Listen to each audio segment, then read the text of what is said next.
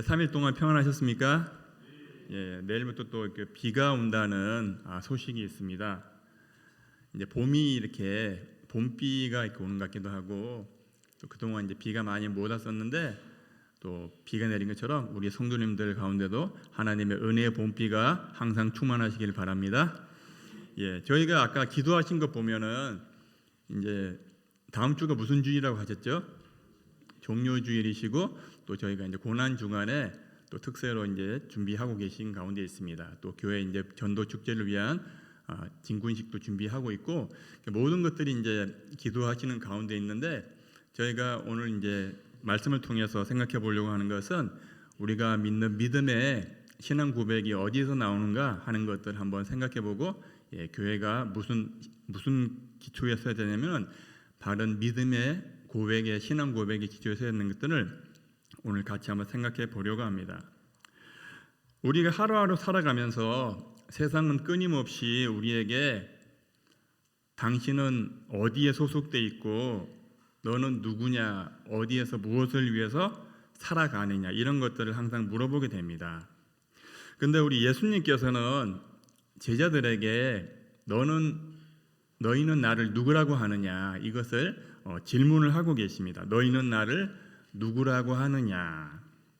지금 우리는 신앙의 명백한 고백이 필요한 시대를 살고 있습니다. 오늘날 교회는 세상으로부터 이제 많은 오해를 받기도 하고 신뢰가 예전보다는 이렇게 많이 떨어진 가운데 있습니다.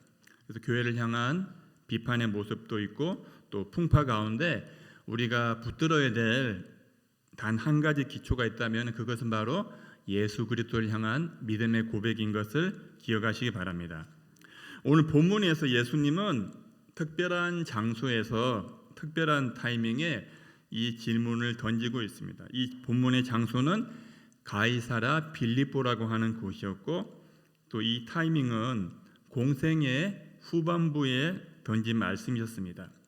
제자들에게 이제 남은 시간이 얼마 남지 않은 시점이었습니다. 이 질문은 예수님께서 제자들에게 자신들의 정체성을 다시 한번 세워주시려고 하는 모습을 가지고 계시고, 또 교회의 정체성과 교회의 기초가 무엇인가 하는 것들을 우리에게 알려주시는 모습입니다. 이 시간도 우리가 주님의 음성 앞에서 나는 예수님을 누구라고 고백하고 있는가, 이 고백에 또 나의 신앙과 나의 교회와 나의 사명이 어떻게 세워지는가를 한번 생각해 보는 시간들이 되었으면 좋겠습니다. 가이사랴 빌립보 지역에 대해서 잠시 배경을 설명을 드리도록 하겠습니다. 역사지리적 배경으로는 헤롯 대왕이 죽은 이후에 영토가 이제 넷으로 분할되었고, 그 아들 중 한 명이었던 헤롯 빌립이 한 지역을 다스리게 되었는데, 그곳은 비옥한 땅이었고 농사와 목축에 좋은 땅이었습니다. 그래서 빌립은 이 지역에 로마 황제를 기념하는 도시를 세웠고, 그 지역을 이제 가이사랴 빌립보, 황제의 이름과 자신의 이름을 합쳐가지고 이제 가이사랴 빌립보라고 하고 도시를 짓게 되었습니다. 이 지역은 옛날부터 가나안 시대부터 바알 신을 섬기던 우상 숭배의 중심지였습니다. 그리고 또 그리스 헬레니즘 문화의 영향을 받아서 사람들은 하나님이 아니라 그리스 신화에 나오는 신들을 섬겼고, 그 중에 이제 판이라고 하는 우상을 섬기는 곳이었는데, 판이라고 하는 신은 이제 몸의 윗부분은 사람인데 아랫부분은 염소였습니다. 반은 인간이고 반은 동물인 판이라고 하는 신을 섬겼습니다. 이 신은 쾌락과 풍요와 이제 목동의 신이었습니다. 그래서 이 판이라고 하는 신은 펜플루트를 연주하면서 사람과 동물들을 유혹하여서 이제 난잡한 성관계를 통해서 쾌락을 즐기는 신이었습니다. 그리고 그렇기 때문에 이 지역에는 우상 숭배가 가득했습니다. 판을 위한 신을 섬겼고, 또 로마 황제를 섬겼고, 또 그리스 신화에 나오는 제우스나 많은 신들을 섬겼습니다. 다양한 신들을 위해서 신전을 세웠고요. 그래서 이제 도시 중심의 절벽 아래 동굴에서 사람들이 이제 자기들이 이제 판신에게 제사를 드리고 있었습니다. 그래서 지금도 보면은 그 동굴과 산 기슭에는 우상을 섬겼던 많은 흔적들이 남아 있다고 합니다. 예수님께서 제자들과 함께 이 지역을 방문하셨을 때 예수님께서는 그 도시의 멋있고 화려한 모습을 주목해 보신 것이 아니라 사람들의 마음속의 상태를 보셨습니다. 지금 그 사람들은 황제를 신으로 숭배하면서 권력을 탐하고 있었고, 또 판이라고 하는 신을 섬기면서 성적인 쾌락과 풍요를 탐닉하고 있었습니다. 또 네메시스라고 하는 신을 섬기면서 이제 복수하고 또 소유 그런 걸 집착하게 되었고요. 제우스 신을 섬기면서 이제 허영과 자기 과시에 빠진 그런 상황 가운데 있었습니다. 그래서 이러한 현실 가운데서 예수님은 제자들에게 사람들이 인자를 누구라고 하느냐, 사람들이 인자를 누구라고 하느냐 이렇게 질문을 던지셨습니다. 그리고 나서 더 직접적으로는 너희는 나를 누구라고 하느냐 이런 질문을 던지셨습니다. 예수님께서 그때 당시에 이러한 질문을 왜 가이사라 빌립보에서 하셨는가 생각해 보면은 오늘날 살고 있는 우리들의 사람들이 생각하는 것들이나 가치관들도 옛날 예수님 당시나 지금이나 별반 차이가 없구나 하는 것들을 생각해 보게 됩니다. 사람들은 우상을 섬기고 또 권력을 욕심을 부리고요. 또 성적인 쾌락과 또 풍요에 돈이면 다 된다는 그런 생각을 가지고 있습니다. 또 허영과 자기 과시에 빠진 삶을 살고 있는 것이 오늘날의 모습이고 또 예수님 당시에 살았던 사람들의 모습입니다. 예수님이 예루살렘에서 십자가를 지시기 전에 제자들과 떠난 마지막 장소 가이사랴 빌립보에서 온 지역의 사람들은 판이라고 하는 신을 섬기는 축제에 온 지역이 막 떠들썩했습니다. 그때 주님은 제자들에게 사람들이 나를 누구라고 하느냐 이렇게 물으셨고, 또 뭐라 답변하니까 그럼 너희는 나를 누구라고 하느냐 이렇게 물어보셨습니다. 그래서 베드로가 16장 16절에서 아주 귀한 고백을 하게 되는데, 시몬 베드로가 주는 그리스도시요, 그 다음에 뭔가요? 앞에가 뭐죠? 앞에가 주는 그리스도시요 살아계신 하나님의 아들이십니다. 주는 그리스도시요 살아계신 하나님의 아들이십니다. 이것만 기억하시면은 오늘 그냥 집에 가셔도 되십니다. 주는 그리스도 살아계신 하나님의 아들이십니다. 베드로가 이 고백을 하시니까 17절에서 바요나 시몬아 내가 복이 있도다. 이를 내게 알게 하니는 혈육이 아니요 하늘에 계신 내 아버지 신이라. 그러시면서 18절에서 너는 베드로 내가 이 반석에 내 교회를 세우리니 음부의 권세가 이기지 못하리라. 그러시면서 천국 열쇠를 내게 주리니 내가 땅에서 무엇이든지 매면 하늘에서도 매일 것이요 내가 땅에서 무엇이든지 풀면 하늘에서도 풀리리라 하시고, 제자들에게 경고하시면서 자기가 그리스도인 것을 아무에게도 이르지 말라 하셨습니다. 예수님은 가이사랴 빌립보에서 세속적인 로마의 풍속을 보셨고 사람들의 악한 우상 숭배와 또 음란한 것들을 이렇게 보시면서도 그러나 베드로의 신앙 고백을 통해서 음부의 권세가 이기지 못할 것을 말씀하셨습니다. 예수님이 왜 가이사랴 빌립보에서 너희는 나를 누구라고 하느냐 이 질문을 하셨냐면은 세상에 많은 신들이 있지만은 참된 신은 오직 하나님밖에 없다는 것을 제자들에게 알려주고 싶으셨습니다. 세상의 우상들은 모두 다 헛된 것이다, 허무한 것이다. 그러시면서 주는 그리스도이시다, 메시아이시다 하는 것들을 다시 한번 일깨워 주시는 것입니다. 우상 숭배가 만연했던 가이사랴 빌립보에서 이 예수님의 말씀은 베드로의 고백과 이런 말씀 중요한 의미를 가지고 있는데요. 첫 번째로는 이제 어둠 한가운데 어둠과 우상 숭배 가운데 하나님께서는 교회를 하나님의 교회를 세우시겠다고 말씀하시는 것입니다. 이 반석 위에라고 하는 것은 베드로의 신앙의 고백을 말하는 것입니다. 그 지역은 우상 숭배와 황제 숭배의 중심 지역이었는데 교회는 도덕적으로 깨끗한 곳에만 존재하는 것이 아니라 부패하고 혼탁한 세상 한복판에 교회가 존재하는 것입니다. 가이사랴 빌립보는 또한 로마 황제와 또 쾌락과 풍요 신이었던 판신을 섬기는 중심지였는데 이곳에 예수님은 내 교회를 세우리니 음부의 권세가 이기지 못하리라. 이것은 세상의 것들과 우상 숭배에 대한 것들에 대해서 주님께서 이제 승리하실 것을 말씀하시면서 도전하시고 선포하시는 말씀인 것입니다. 교회는 세상의 질서에 대한 대한 공동체입니다. 그리고 교회는 세속의 권력과 또 욕망의 문화에 저항하는 거룩한 공동체입니다. 그리고 교회는 음란과 탐욕의 문화를 영적 전쟁으로 이기는 하나님의 작전 기지인 것을 기억하시기 바랍니다. 그리고 또 가이사랴 빌립보에서 사람들은 황제나 잡신들을 신으로 삼으면서 자신들의 정체성을 이제 부귀와 권력과 쾌락에서 찾으려고 했습니다. 사람들은 그렇게 하고 있는데, 그러면 제자들인 너희는 나를 누구라 하느냐? 너희는 누구냐? 이렇게 물어보셨습니다. 교회는 예수 그리스도에 대한 고백에 세워진 믿음의 사람들의 공동체인 것을 기억하시기 바랍니다. 누구의 고백에 세워지셨다고요? 예수 그리스도의 고백에 세워진 곳이 교회입니다. 그리고 이 교회의 정체성은 세상의 가치가 아니라 하늘로부터 계시된 진리의 바탕 가운데 서 있는 것입니다. 그래서 17절에 보면은 예수께서 대답하여 이르시되 바요나 시모나 내가 복이 있도다. 이를 내게 알게 하니는 혈육이 아니요 하늘에 계신 내 아버지 신이라. 17절의 말씀은 이 계시된 것들이 하늘로부터 오게 됐다. 하늘로부터 계시된 진리에 대한 정체성을 말씀하셨던 것입니다. 그래서 예수님께서는 이러한 지역 가운데 제자들에게 질문하셨습니다.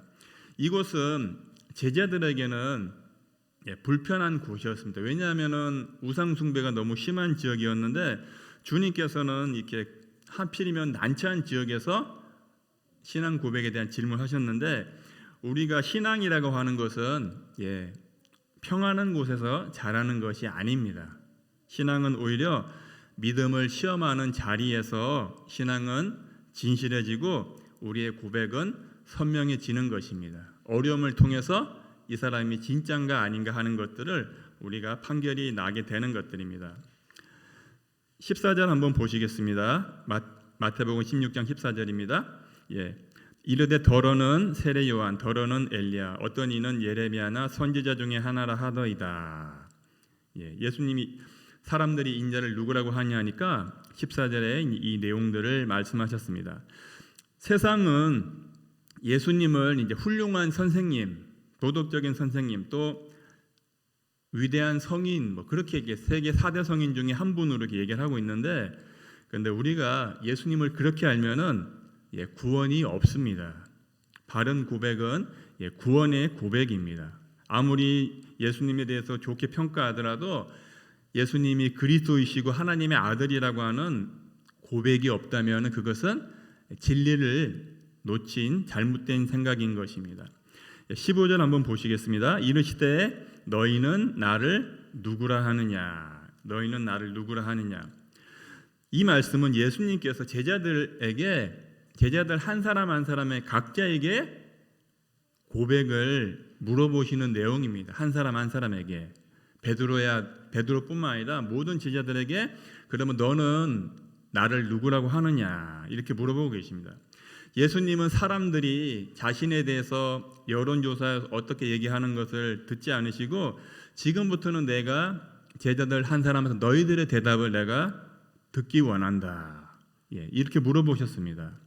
우리는 교회에서 어떤 직분자이기 전에 주님 앞에 서 있는 예배자야 됩니다. 그리고 믿음의 고백을 하는 그런 성도야 될 것입니다. 우리 16절을 같이 한번 읽어보겠습니다. 시몬 베드로가 대답하여 이르되 주는 그리스도시요 살아계신 하나님의 아들이시니이다. 시몬 베드로가 보면은 참 막 자충우돌하고 막 그러셨는데 이렇게 그래도 참 신앙 고백은 참 찰떡같이 하셨어요. 찰떡같이 신앙 고백하셨는데 주님은 그리스도시요 살아계신 하나님의 아들이십니다. 주님은 그리스도시요 살아계신 하나님의 아들이십니다. 당신이 다름 아닌 바로 그리스도이십니다. 이런 뜻을 가지고 있습니다. 당신이 다름 아닌 바로 그리스도이십니다. 그리스도는 구약의 예언되었던 메시아, 또 하나님의 기름 부으심 받은 분을 뜻하시고요. 또 단지 능력 있는 분이 아니라 하나님께서 보내신 유일하신 구세주이십니다. 살아계신 하나님의 아들이란 이 고백은 그 당시의 사람들이 이제 로마 제국의 황제를 신의 아들이라고 섬겼는데 그것과 대비되는 것입니다. 베드로는 로마의 신들이나 어떤 우상들보다 참되고 유일하신 하나님, 그분의 아들이 바로 예수 그리스도이신 것을 고백한 것입니다. 예수님은 그리스도이십니다. 마태복음 1장 16절 한번 띄워주시겠습니다. 같이 한번 읽어보겠습니다. 야곱은 마리아의 남편 요셉을 낳았으니 마리아에게서 그리스도라 칭하는 예수가 나시니라. 아멘. 야곱은 마리아의 남편 요셉을 낳았으니 마리아에게서 그리스도라 칭하는 예수가 나시니라. 예수님께서 세상에 오시게 됐는데 그분은 그리스도라 칭하는 예수님이십니다. 그리스도 예수로 오셔야지만이 구주가 되실 수 있습니다. 그리스도가 빠지게 되면은 하나님의 신성이 빠지게 되기 때문에 그 때문에 그리스도이신 예수님이 되어야지 그리스도 하나님의 신성과 또 예수님의 인성이 하나 되어서 완전한 하나님이시고 완전한 사람이 되신 분이 바로 그리스도 예수님이십니다. 그리스도께서는 또 창세전부터 영으로 계신 분인데 에베소서 1장 4절 한번 띄워주시기 같이 한번 보겠습니다. 곧 창세전에 그리스도 안에서 우리를 택하사 우리로 사랑 안에서 그 앞에 거룩하고 흠이 없게 하시려고. 이 말씀에 보면은 창세전에 그리스도 안에서 우리를 택하사 우리로 사랑 안에서 그 앞에 거룩하고 흠이 없게 하셨다고 말씀하고 있습니다. 창세전이라고 하는 것은 창세기 전이라고 하는 것입니다. 창세기 전에 그리스도 안에서 우리를 택하사. 사도 바울이 기록한 성경에 보면은 이제 그리스도 안에서라고 하는 표현을 많이 기록하고 계신데요.